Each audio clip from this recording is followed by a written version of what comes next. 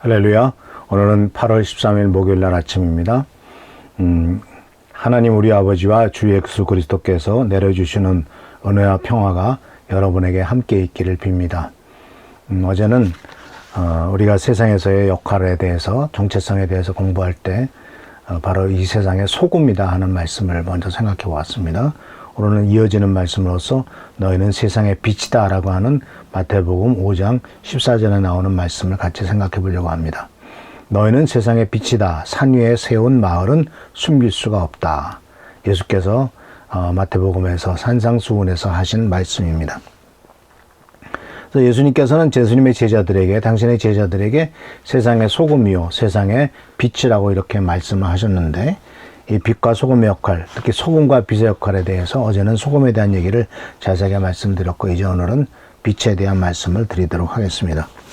자, 이 빛의 역할이 무엇일까요? 왜 예수님께서는 하나님을 믿는 자녀들에 대해서 빛이라고 말씀하셨고, 또 산에 있는 독리가 숨길 수가 없다라고 이렇게 말씀하셨을까요?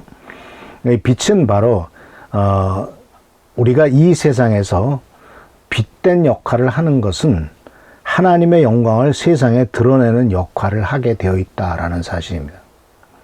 하나님의 영광을 이 세상에 드러나는 사람은 바로 빛으로 오신 예수 그리스도를 반사해서 이 세상에 하나님의 빛을 비춰주는 바로 예수 그리스도를 믿는 사람들이다라는 것입니다. 빌립보서 2장 14절 15절에서도 이렇게 말합니다. 무슨 일이든지 불평과 시비를 하지 말고 하십시오. 그리하여 여러분은 흠이 없고 순결해져서 구부러지고 뒤틀린 세대 가운데 하나님의 흠 없는 자녀가 되어야 합니다. 그리하면 여러분은 이 세상에서 별과 같이 빛날 것입니다. 이 험한 세상에서 별과 같이 빛을 나게 하는 것, 빛을 내는 것, 바로 이것이 우리 예수 믿는 사람들의 모습이고, 그 모습들은 바로 깨끗하고 순결한 모습을 살아갈 때 이와 같은 것들이 가능하다라는 것이에요. 베드로전서 2장 9절에서도 바로 하나님의 놀라운 업적을, 바로 어두움에서 불러내어서 놀라운 빛 가운데로 인도하신 분의 업적을 선포하게 하기 위해서 우리들을 이 땅에 보내셨다라고 말씀하고 있습니다. 그래서 이 빛의 역할은, 가장 중요한 빛의 역할은 바로 하나님의 영광을 세상에 드러내는 역할이다라는 사실입니다. 근데 먼저 우리가 생각해야 될 것은, 그렇다면은 이 빛에 대한 올바른 이해입니다. 빛이 무엇이냐 하는 것. 그래서 이 빛이 무엇이냐고 했을 때 우리들은 분명히 알아야 될 것은 바로 뭐냐면, 우리들은 빛이 아니다라는 것입니다. 세상을 비추는 빛이 있었다라고 하는 말씀이 이제 요한 선수진의 요한복음에 나오는데, 그렇지만 분명히 말하는 것은 우리는 빛이 아니다라는 사실이에요. 잊지 마시기 바랍니다. 예수 그리스도께서만이 유일하신 빛이라는 사실을 꼭 기억하시길 바랍니다. 우리는 빛이 아닙니다. 에베소서 5장 8절에 이렇게 말했습니다. 여러분이 전에는 어둠이었으나 지금은 주님 안에서 빛입니다. 빛의 자녀답게 사십시오. 여기에 대해서 요한복음 8장 12절에 보면 예수님께서 이렇게 말씀하셨어요. 예수께서 다시 그들에게 말씀하셨다. 나는 세상의 빛이다. 나를 따르는 사람은 어둠 속에 다니지 아니하고 생명의 빛을 얻을 것이다. 나는 누구인가에 대해서 월요일 아침에 말씀드릴 때, 예수님이 자기 자신을 소개할 때 나는 세상의 빛이다 라고 하는 7가지의 소개 중에 하나가 나는 세상의 빛이다 였습니다. 이와 같이 예수님만이 참된 빛입니다. 예수님 말고는 이 세상에 참된 빛이 없습니다. 오직 예수 그리스도만이 빛이고, 그렇다면 우리는 언제 빛이 되느냐면 주님 안에서 있을 때 빛이 된다는 것이죠.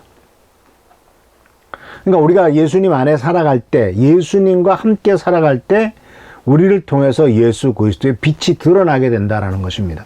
왜냐하면 우리들 자신은 인간이라고 하는 존재 자체에서는 거룩함이 없고 죄악뿐이고 욕심뿐이다라는 사실이죠. 아무리 훌륭한 사람이고 세상에서도 인정받는 사람이라 할지라도 하나님의 기준에 의하면, 또 하나님께서는 다 아시는 것처럼 우리 인간은 악하고 더럽고 죄악된 일들이 참 많다라는 사실이에요. 그래서 사랑하는 성도 여러분, 예수 그리스도 안에서만 우리가 빛입니다. 그리고 마치 이것은 무엇을 상징적으로 보여주고 있냐면, 하나님의 백성은 바로 고린도후서 4장 6절 말씀에 이렇게 말하고 있습니다. 어둠 속에 빛이 비쳐라 라고 말씀하신 하나님, 이 창조 때 말씀하신 것이죠. 어둠 속에 빛이 비쳐라 라고 말씀하신 하나님께서 우리의 마음속을 비추셔서 예수 그리스도의 얼굴에 나타난 하나님의 영광을 아는 지식의 빛을 우리에게 주셨습니다. 그러니까 우리들에게 하나님이 빛을 비추셨고 그 빛을 예수 믿는 사람들은 반사하면서 살아가는 삶이다라는 거예요.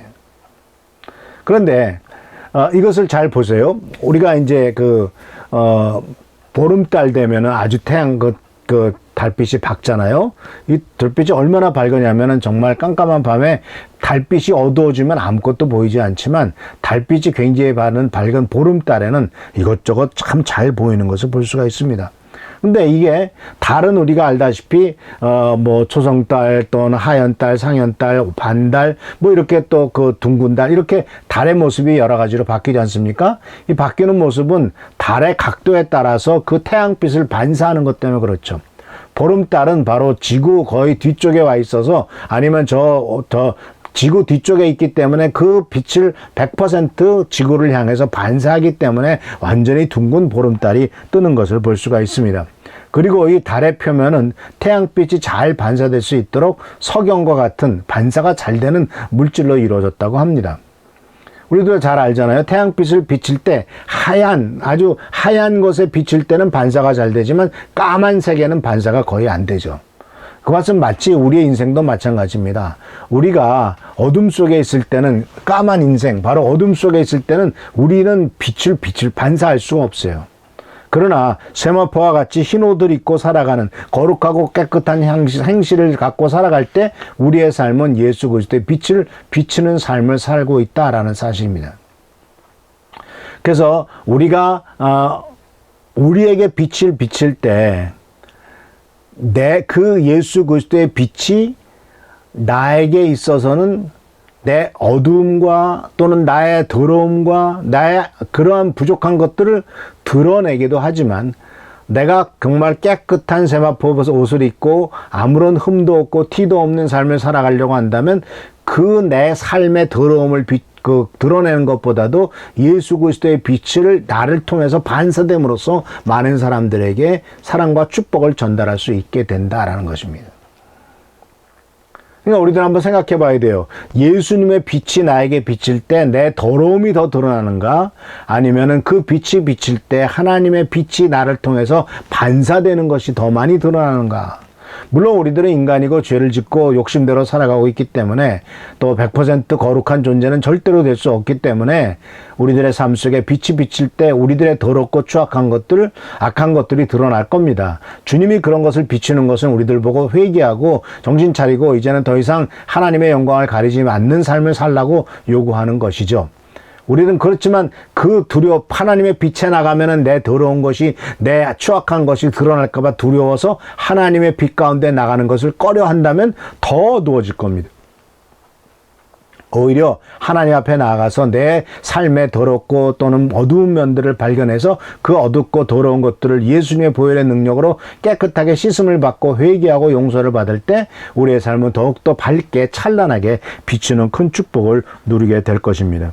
그래서 사랑하는 성도 여러분, 우리는 세상의 빛인데 이 세상의 빛이라고 했을 때 빛은 바로 두 가지 책임이 있는 것을 발견하게 됩니다. 빛의 역할은 두 가지 역할이죠. 하나는 자기 자신을 드러냅니다. 자기 자신이 여기 있다라는 것을 드러냅니다.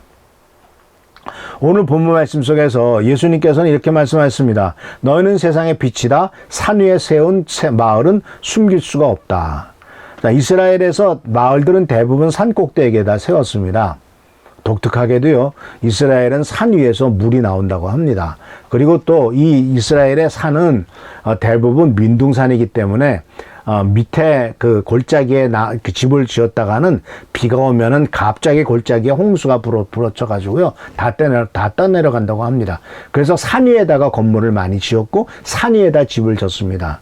그리고 또 고대에는 적들이 쳐들어오고 또 이와 같이 약탈하고 공격하는 거기 때문에 산 위에 있으면은 적들도 잘 보이고 또 방어하기도 쉽지 않습니까? 그래 지금도 마찬가지 이스라엘 땅에 가면은 대개 산 꼭대기에다가 집들이 지어져 있는 것을 발견하게 되죠. 그런데 그 산 위에 집을 지어놓고 이제 밤에는 그 집안에 불을 피지 않습니까? 그러면 멀리서도 저 산 꼭대기에 집이 있구나 하는 것이 보이죠. 그래서 이 빛은 자기 자신을 드러내는 겁니다. 마침 요한복음 13장 35절에 무슨 말씀을 하고 있냐면은 불을 켜서 전등 위에다가 올려놓고 그것을 등잔대 위에다 올려놓음으로써 빛을 비치게 하는 것처럼 요한복음 13장 35절에서도 뭐라고 말하고 있냐면 너희가 서로 사랑하면 모든 사람이 그것으로서 너희가 내 제자인 줄을 알게 될 것이다 라고 말씀함으로써 빛을 우리들 자신을 드러내는 역할. 저기 마을이 있어. 저기에 그 밝은 곳이 있어. 우리가 그곳을 향해서 가야 돼. 이렇게 밤에 길을 가는 사람이 빛을 보면서 저기가 길이구나. 저기가 안전한구나. 이렇게 하는 것처럼 그 빛은 자기 자신을 드러내고 세상에 보여주는 역할을 한다는 겁니다. 그래서 예수 그리스도를 믿는 사람들은요. 우리들 자신이 예수 믿는 사람이라고 하는 것, 하나님의 빛의 역할을 우리들이 드러내는 역할을 하기를 주님께서 원하시고 또 그것을 요구하고 계시다는 사실을 잊지 마시기를 바랍니다. 그리고 또 한 가지 중요한 것은 세상의 빛으로서의 두 번째 책임은 바로 뭐냐면, 두 번째 역할은 바로 뭐냐면 다른 것을 밝히는 겁니다. 서치라이트라는 것이 있습니다.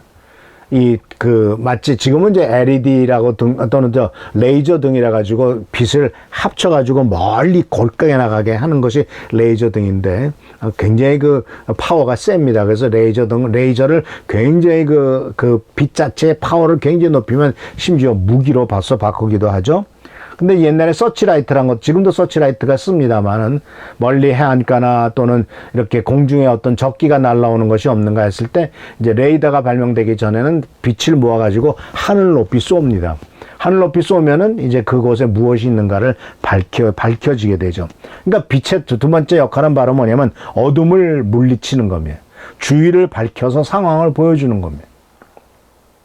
산 위에 있는 동네는 내 자신을 드러내는 것이라면은 다른 것을 밝혀서 다른 것이 어떤가를 보여주는 것이 바로 빛의 역할이다라는 것. 그러니까 하나님께서 우리들에게 빛의 역할을, 하나님이 비치신 것은 하나님의 빛이 비칠 때 우리의 잘못과 죄악과 더러운 것들이 드러나죠. 그런데 우리가 예수를 믿는 사람으로서 우리가 예수 그리스도의 빛을 다른 사람들에게 전파하고 그 빛을 반사한다면 역시 그들의 부족함과 연약함과 부끄러운 것들이 드러나겠죠.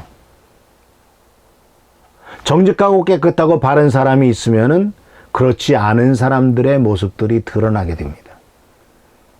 이것이 바로 빛의 중요한 역할이죠. 그렇기 때문에 빛은 주위를 밝히기 위해서 램프 스탠드 위에다 둡니다. 사람들 앞에 비치게 하는 겁니다. 그래서 사랑하는 성도 여러분, 이 부분에 대해서 베드로전서 2장 11절 12절에서도 이렇게 말합니다. 사랑하는 여러분, 나는 나그네와 거루민 같은 여러분에게 권합니다. 영혼을 거슬려 싸우는 육체의 정욕을 멀리 하십시오. 여러분의 이방 사람 가운데서 행실을 바르게 하십시오. 그렇게 해야 여러분들로 악을 행하다가도 욕하다가도 여러분의 바른 행위를 보고 하나님께서 찾아오시는 날에 하나님께 영광을 돌릴 것입니다. 바른 행위를 보고, 이것이 바로 빛을 비치는 거죠. 저 사람들은 우리와 똑같이 어렵고 힘든 상황, 유혹받는 상황에 있는데도 어떻게 저렇게 바른 생활을, 옳고 바른 삶을 살아갈 수 있을 것인가 했을 때 그것이 바로 하나님께 영광을 돌리며 하나님에게 가는 길을 비치는 역할을 감당하게 된다는 것입니다. 근데 문제는 뭔지 아십니까? 사랑하는 성도 여러분, 우리가 이 세상에서 빛과 소금의 역할을 감당하면 할수록 세상은 소금은 오염시켜서 그 짠맛을 잃게 하고 빛은 꺼서 그 어두움을 밝히는 것을 못하게 하는 것이 이 세상의 모습입니다. 그렇기 때문에 우리는 끊임없이 우리들의 삶에서의 유혹과 죄악들을 제거하여 순수성을 유지함으로써 소금의 그 맛을 잃어서는 안 되고요. 두 번째는 끝까지 우리들에게 비치는 그 예수 그리스도의 빛을 반사할 수 있도록 내 자신을 거룩하게 함으로써 바로 역시 동일하게 예수의 빛을 다른 사람들에게 비치게 할 수 있다는 것입니다. 불순물이 섞이면 맛을 잃는 것처럼 우리의 삶이, 예를 들자면 흰 옷을 입고 있다가 흙탕물에 들어가서 모든 옷이 까매진다고 합시다. 그러면 빛이 반사되지 않죠. 특히 우리 겨울에 까만 옷, 두꺼운 옷을 입고 있지 않습니까? 그런데 언제 교통사고가 많이 납니까? 까맣고 두꺼운 옷을 입고 갑자기 무단횡단을 할 때와 밝은 옷을 입고 그 무단횡단을 할 때 언제가 목에 더 잘 드러나겠습니까? 밝은 옷을 입으면은 금방 저기 사람 있구나 깨닫게 되겠죠. 그러나 깜깜한 검은색 옷을 입고 있으면 사람이 있는지 없는지도 모르잖아요. 반사가 안 되죠. 자기 자신을 드러나지도 않고 다른 사람을 드러나게 보이지도 않죠.